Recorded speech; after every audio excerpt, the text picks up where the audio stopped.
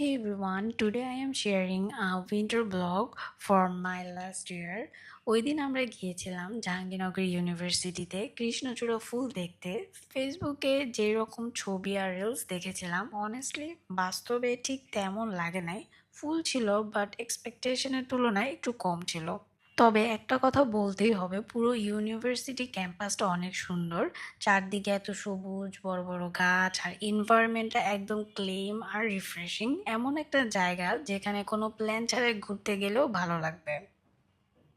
Winter বলে ওয়েদারটাও অনেক কমফোর্টেবল ছিল। হেঁটে হেঁটে ক্যাম্পাস এক্সপ্লোর করতেও খুব মজা লাগছিল। মাঝে মাঝে থামলাম, কিছু ফটো তুললাম আর শুধু নেচারটা এনজয় করলাম। এরপর হঠাৎ করে অনেক সুন্দর বাতাস শুরু হলো। তখন আকাশ দেখে মনে হচ্ছিল যে বৃষ্টি নেমে যাবে, বাট থ্যাঙ্কস গড যে বৃষ্টি আসে নাই। তার বদলে ওয়েদারটা আরো বেশি সুন্দর হয়ে গেছে। কুল, কোজি একটা ওয়েদার হয়ে গেছিল। তারপর আমরা একটু ঘুরলাম, কিছু কোল্ড ড্রিঙ্কস খেয়ে রেস্ট নিলাম আর অনেক গল্প-টল্প করলাম।